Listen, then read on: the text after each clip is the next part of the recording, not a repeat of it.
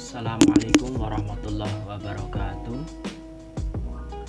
Kembali lagi bersama saya Zaki Mintrianto, mahasiswa Institut Agama Islam Fakultas Tarbiyah Prodi Pendidikan Agama Islam kelas 3C.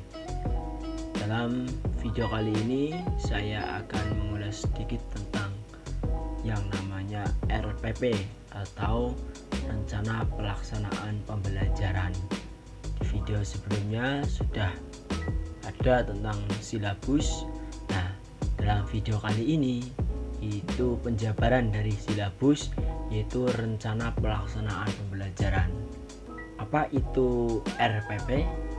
Nah, menurut Peraturan Kementerian Pendidikan dan Kebudayaan Nomor 65 Tahun 2013 tentang Standar Proses, RPP merupakan singkatan dari Rencana Pelaksanaan Pembelajaran.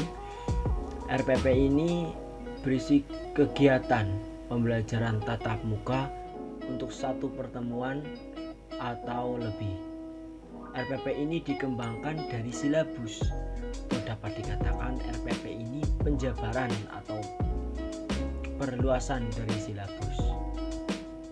Tujuan dari RPP ini adalah untuk mengarahkan kegiatan pembelajaran peserta didik dalam upaya mencapai kompetensi dasar. Ya, RPP ini akan menjadi pedoman bagi pendidik dalam melaksanakan pembelajaran secara sistematis, efektif, dan sesuai dengan kebutuhan peserta didik. Komponen-komponen dalam RPP itu apa saja? Menurut Peraturan Kementerian Pendidikan dan Kebudayaan Nomor 22 Tahun 2016, di mana di dalamnya mengatur tentang komponen-komponen pendidikan. Komponen-komponen tersebut berisi 13 komponen. Yang pertama yaitu identitas sekolah. Yang kedua, identitas mata pelajaran. Yang ketiga, kelas dan semester. Kemudian keempat, materi pokok. Kelima, alokasi waktu. Keenam, tujuan pembelajaran. Ketujuh, kompetensi dasar dan indikator pencapaian. 8, materi pembelajaran. 9, metode pembelajaran. 10, media pembelajaran.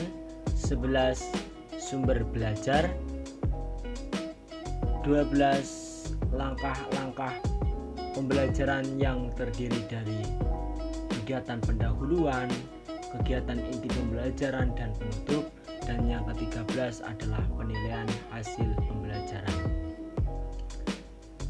Jadi berdasarkan Peraturan Kementerian Pendidikan dan Kebudayaan ini, komponen dalam RPP itu ada 13. Kemudian pada tahun 2019,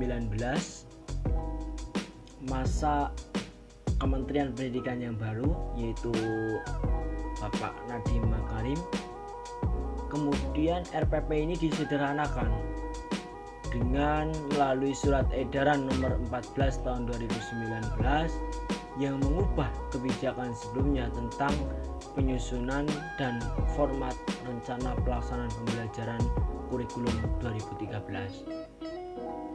Karena Pak Menteri menganggap bahwa RPP yang lalu itu sangat merumitkan bagi pendidik, sehingga dengan disederhanakan ini tujuannya memberikan kemudahan bagi pendidik dalam menyusun perangkat pengajar guru. Dalam surat edaran ini dijelaskan bahwa yang pertama, RPP dilakukan itu dengan prinsip efisien, efektif, dan berorientasi pada murid. Yang kedua, dari 13 komponen kebijakan yang dulu RPP yang telah diatur dalam Peraturan Kementerian dan Kebudayaan Nomor 22 Tahun 2016 tentang standar proses pendidikan dasar dan menengah. Kemudian ini diringkas menjadi intinya itu mencakup 3 hal, yaitu tujuan pembelajaran, langkah-langkah kegiatan pembelajaran, dan penilaian pembelajaran. Selain 3 itu menjadi pelengkap, tidak inti dalam RPP. Kemudian yang ketiga, isi surat edaran, yaitu sekolah atau guru secara bebas memilih, membuat, dan mengembangkan format RPP secara mandiri untuk sebesar-besarnya keberhasilan belajar murid.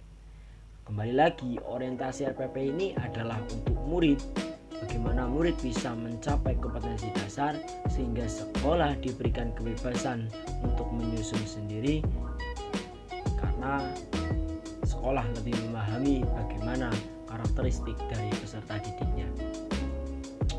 Kemudian yang keempat, RPP yang telah dibuat dapat digunakan dan dapat disesuaikan dengan ketentuan di atas. Dari sini dapat diketahui bahwa komponen yang baru dalam RPP adalah tujuan pembelajaran, langkah-langkah pembelajaran, dan penilaian pembelajaran.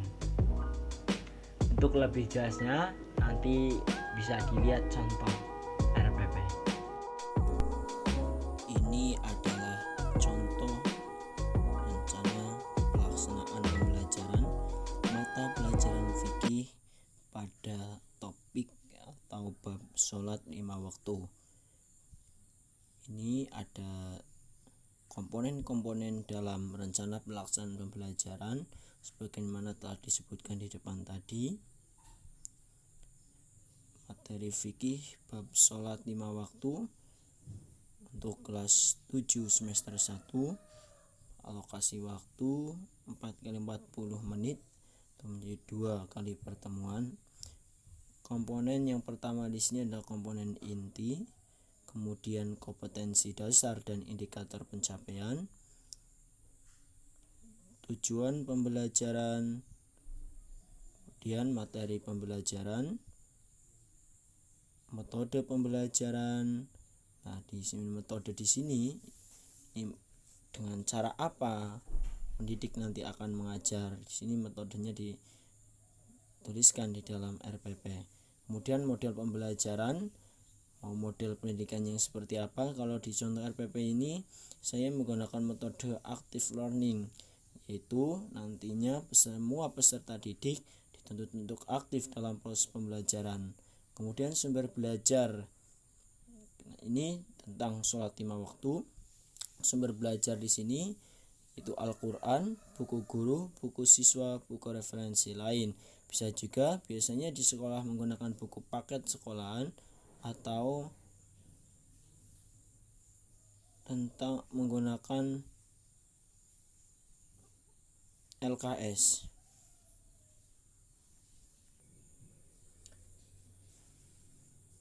Kemudian tentang media pembelajaran.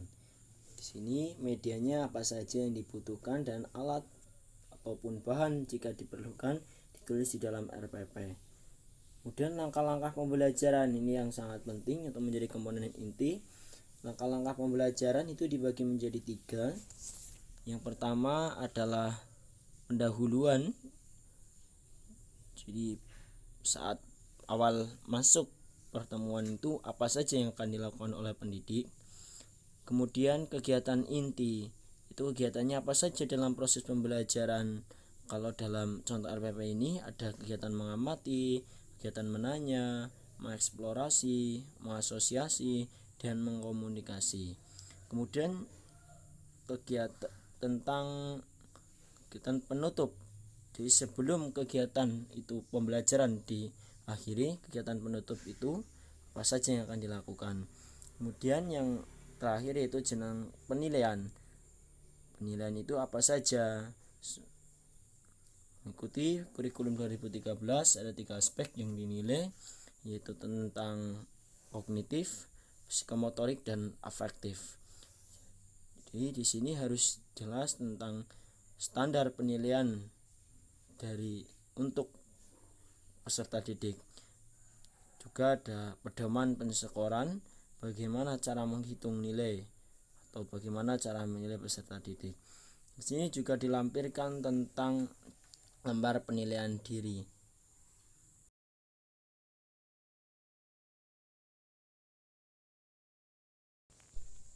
Sekian penjelasan tentang RPP. Kurang lebihnya mohon maaf, semoga bermanfaat. Sebelumnya jangan lupa like and subscribe. Terima kasih. Wassalamualaikum warahmatullahi wabarakatuh.